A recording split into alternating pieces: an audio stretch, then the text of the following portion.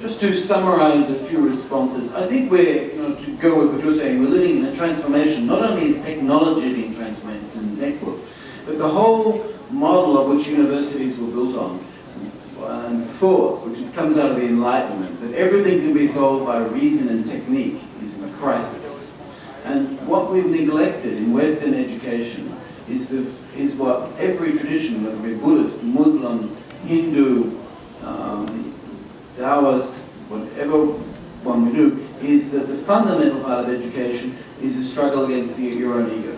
Now, that sort of thing, if peace is going to be achieved, people have to deal with their own egotism. And how do we include that in a rational, scientific university?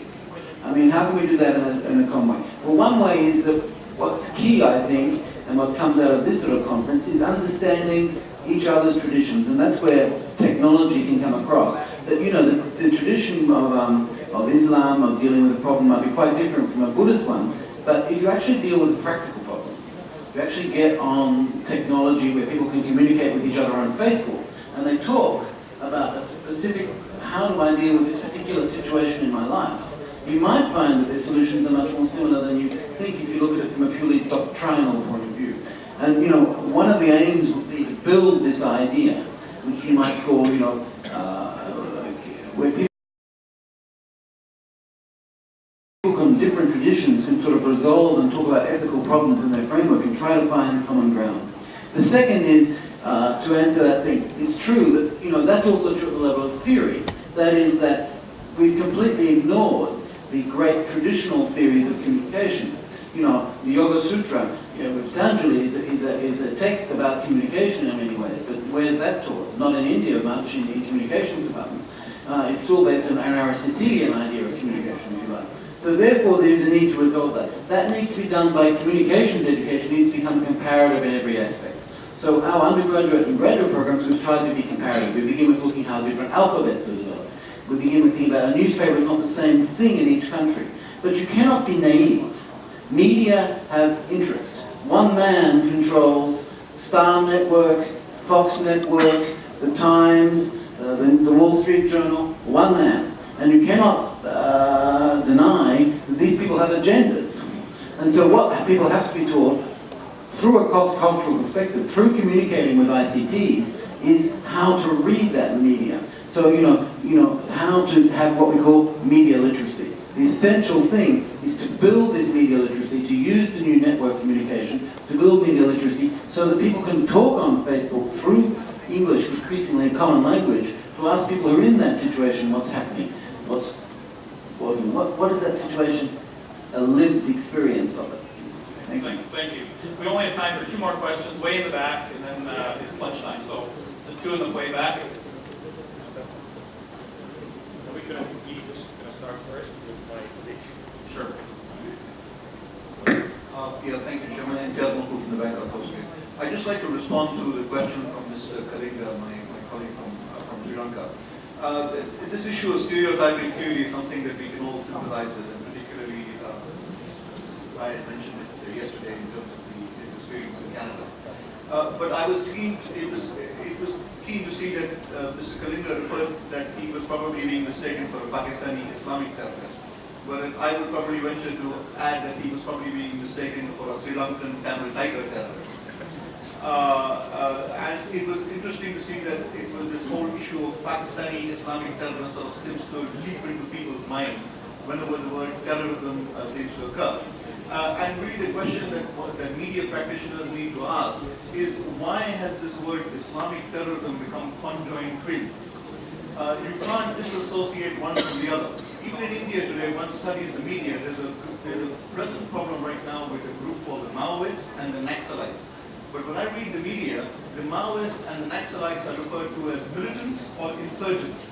The word terrorist is usually only referred to the Muslims in Kashmir.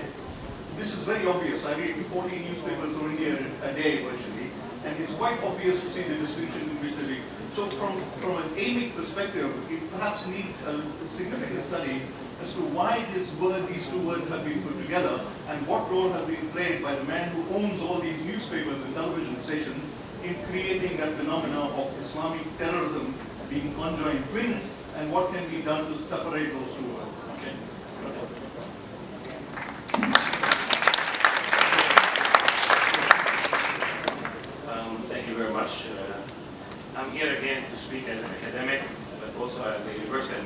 where I was the Director of Public Relations for National University for 2 years, 2005-2007, which is a university under occupation, and but also as an activist for peace and justice. And to make very clear this, I've heard many people talk peace like as a ethereal concept, ethereal, or just like a spiritual. It's not just a spiritual exercise, and that both sides sits together. I think we should really focus as academics.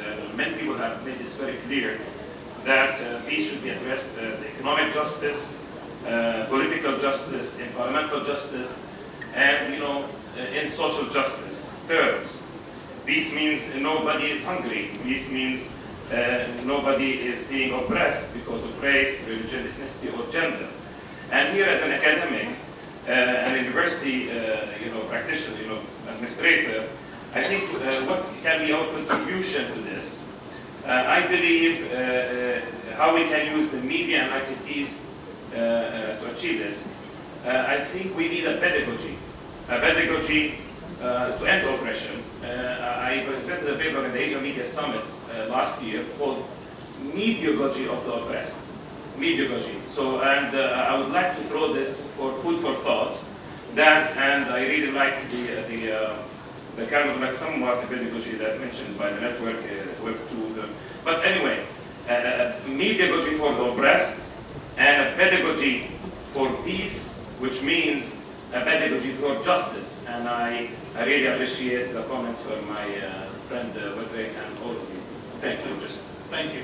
We have 3 minutes left, so if you can raise your questions in 3 minutes, probably won't be able to respond to them, but if both of you are able to quickly address your questions. Thank you very much. I'm now wearing my academic hat and speaking from King's College from the Conflict and Security Development Group. I think it's a fantastic initiative that we use the UNESCO platform to share our materials. And we, as a university, have a lot of information and work done in Africa, specifically in Kenya. In Nairobi, we've now created the Institution for Post-Conflict Resolution to work with governments on what to do afterwards. And then most importantly, how to prepare in the local context of the regions. I think the issue that was raised by the questions in the earlier session actually show that we need to have a better understanding. And secondly, with respect to schools, I think we have to start, in England we have a big problem with bullying, and I'd love to learn from a colleague in India to see how can we mandate a subject in schools and in universities of intercultural harmony and understanding. That would be something that UNESCO's platform can do with universities and in schools, because we have to start with the very young.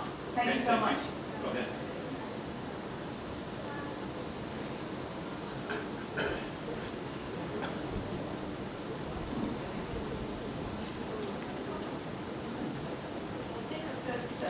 Question because I'm from students, and some of students they don't have access to ICT, especially the tool. So you need how to introduce recent technology and make them use it actively, especially in peace education.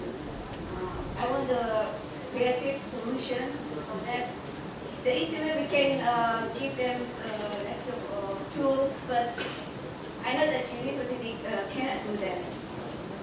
Okay. I'm aware that there is a lot more interest here. I think what I'd like to suggest is there's another session this afternoon that will be talking again about universities, and I encourage those of you who have interest in that to come, where we can get into more depth in terms of what this might mean, universities and schools. So I don't want to cut you off, but I know we need to maintain good faith here with our organizers in terms of the timelines and lunch and so forth. So I'd like to encourage you to come to that event, and that's where the real detail rubber meets the road, and where I think we can put some practical steps to these very interesting comments and perspectives that you've heard shared by the panel and that have come from the floor. So I'd like to thank everybody for your participation. And David, what happens now? This lunch?